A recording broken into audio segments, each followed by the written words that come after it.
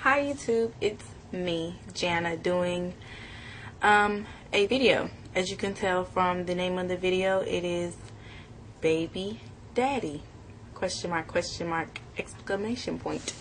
So yeah, I'm gonna be very brief and kind of quick through this whole video because I could talk about baby daddies all day just because of my own experiences, but so let me just kind of give you a rundown of why I'm doing this video, or what kind of happened to make me do this video.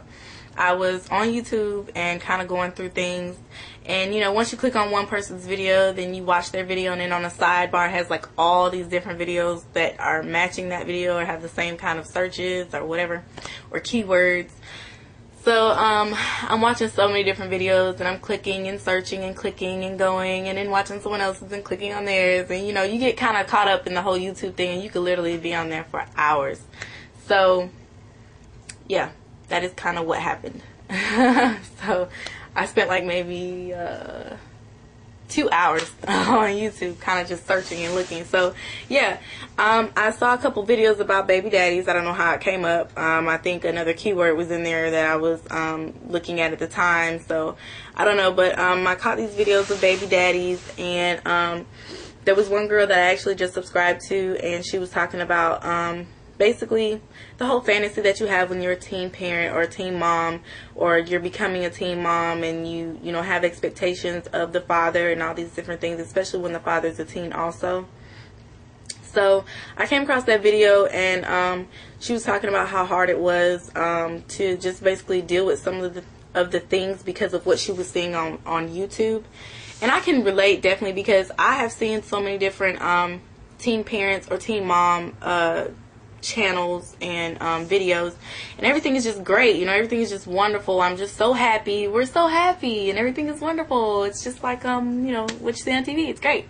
So but I know from being a teen mother for so long, like I said, I had my children a long time ago. My daughter's gonna be 7 and I'm only 23. I'll be 24 actually July 22nd, so my birthday's coming up. It's just, it is a fairy tale. And I definitely agree with her. I watched her video and it was really good. I definitely agree with her. Because I do know, and I've done this for so long, that nothing is ever as it seems. And trust me when I tell you, for all you teen moms that are out there, you know, watching other teen moms channels and things like that, yeah, they may be together. I mean, I'm not disputing that fact. And if you are with the father of your children and you've just been with him, that's great. Kind of like the Lauren Layton, you know, fairy tale, that's wonderful. But I can almost guarantee you that nothing is ever as it seems, and nothing is ever as wonderful as you think it is. And I'm sure that for them to get to that point, you know, Lauren Layton, they had to go through a lot of different things and a lot of different, you know, trials and, you know, a lot of different obstacles before they actually got to where they are. Nothing ever happens perfect the very first time. It just doesn't. So just, you know, keep that in the back of your mind as you're watching these videos. And I mean, my own personal story is, it basically goes, you know, way far from the fairy tale. I got pregnant when I was 16, and I'm gonna be pretty graphic, so if you do not like me being pretty graphic and speaking my opinion, you can just shut it off right now. Like, I'll pause,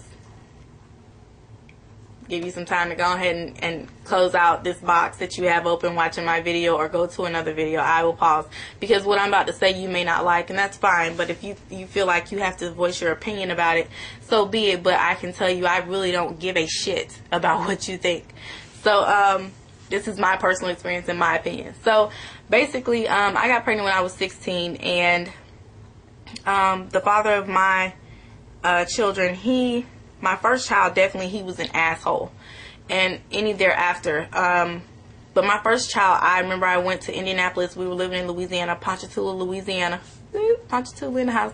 But anyway, it's a small town in Louisiana, right outside of New Orleans.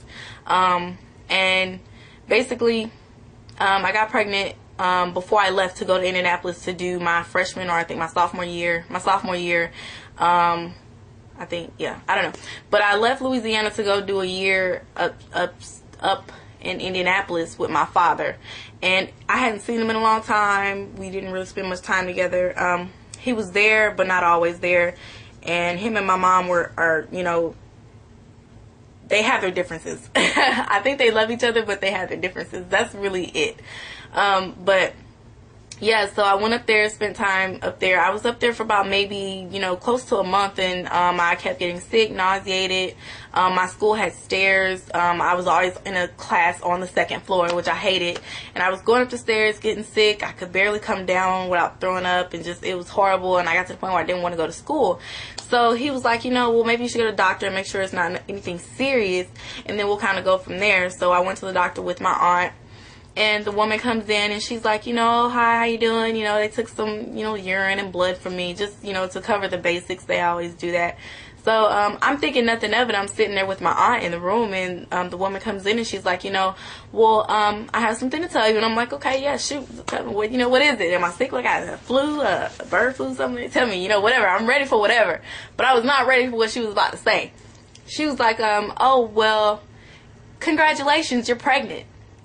And I'm thinking, what the fuck are you talking about? Are you serious?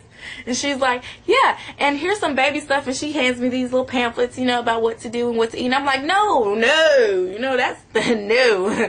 Wait a minute. Like, rewind that. Let's go back to me being pregnant. What are you talking about? I think you got my shit mixed up with someone else's, because I'm not pregnant. I'm not.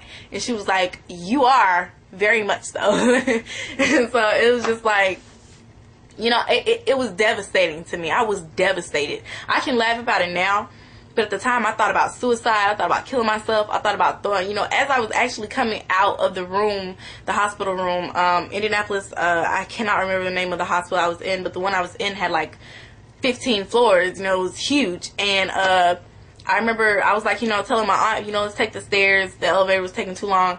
But in actuality, I wanted to throw myself down the stairs. And I kept thinking, if I could get ahead of her and just kind of lunge forward, maybe I can just kill this thing before it gets too serious.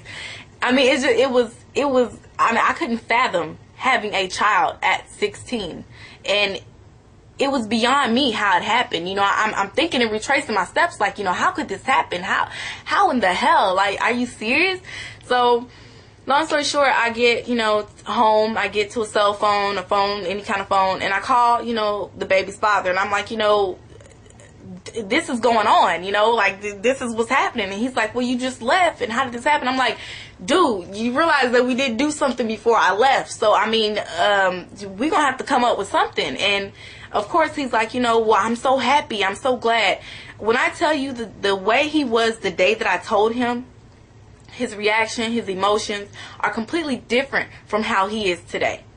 It's like it's two different people. I mean, they're not even related, these people. Like, these people are like, I don't know, like Janet Jackson and freaking Rush Limbaugh. Like, it's two different people that aren't even in the same category. Like, they don't sing, they don't act, they don't do nothing together. They're just two different people. So, I mean, I was floored by the fact that he was so excited about it, and all he could say was, I have a legacy now. I have a legacy, that. And I'm like, what about me? What about your girl? And what kills me is what a lot of teen moms or teen parents do not understand is the very beginning, you don't get it. Most of the time, you don't get it. Me, I had always been somewhat logical thinker, and I realized from the second she told me I was pregnant that I could not spend the rest of my life with this guy. So you telling me that I'm pregnant is really going to fuck up everything that I'm trying to do over here. I mean, I got it that second that he was not the one. But before that, it didn't matter. I didn't care. I never thought about it. You never think, I'm going to spend the rest of my life with this person. But I do love this person. And it hit me immediately. Now, that doesn't happen for every girl, every female who, is finds out she's going to be a teen parent. But for me, it did. It did. And it should have hit me a long time ago before I decided to do these things with him without being 110% safe. So, I mean, yeah, he just completely changed. He was so excited, so ecstatic, ready to dive in head first. He was like, I just can't wait. Is it a boy? Is it a girl? I got to know, da-da-da-da. So everything was becoming so real for me and not him. For him, it was becoming, oh, well, this is going to be great. It's just going to be wonderful. Yeah, you're going to have a great time. So, yeah, long story short, I finally get back home. I did end up telling my mom, and the first thing she wanted to do was for me to continue my life. She was like, I don't think you should have the baby. I think you should just go ahead and get rid of it. You know you don't want to be with this guy forever, but you know you need to do what you have to do, and it's only going to make your life harder. You go through issues now, which is why I was up there in Indianapolis, because I was having problems at my current school. You know, I was always getting into arguments, fights. I was, you know, not a good child then. My grades weren't great then, so I mean, a baby was not going to make anything better. And she was just like, you know, just do that. And I'm thinking to myself, you know, I really don't want to do that. I personally, at the time, felt like it was not something I could do and still live on. Like, it was not something I could do and consciously still be around other people. I thought it would devastate me. I would look at little kids and, you know, little babies and think, you know, I could have had one, but I killed it. And, you know, it was not something that I could fathom doing at the time. But as I've grown as a person, my personal opinion about adoption, about abortion, it's all case-to-case basis. And I mean, if you do it, good. If you don't, good. Like, I'm neutral in as far as whether I agree with it or not. But I'm not going to, you know, fault anybody that does it. I'm not against anybody that does it. And I'm not against anybody who doesn't do it. I mean, it's your body. It's how you decide to, you know, live your life. And if you decide to live it that way, then so be it. As long as you're able to do what you have to do as a person to function in society and be, you know, a sane, functioning person, then whatever. But, you know, so long story short, it's completely different now. I do not even see him. I moved from Louisiana around, my daughter was around 2. I believe she was about 2 when I moved from Louisiana. And when I moved, right before I left, I actually had relations with him again. It's a long story. Let's just say that he was watching our child, and I went out, drank a little bit, came back to pick her up, and I never left. So I mean, I don't really know how to explain that, but that's pretty much how that story goes. And I mean, I got here and I found I was pregnant, and I told him. And my first initial reaction was not to tell him that I was pregnant with the second one. My mother was the one who was saying, you know, you need to tell him, you need to tell him. I wasn't going to say anything, because if he didn't do anything for the first one, why would he do anything for the second one?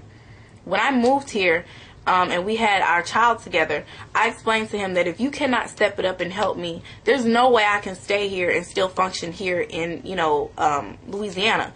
I need to have support, and you're not giving me that support. Needless to say, he didn't give a damn. He didn't give a rat's ass. So I ended up leaving and coming to Florida. And now we are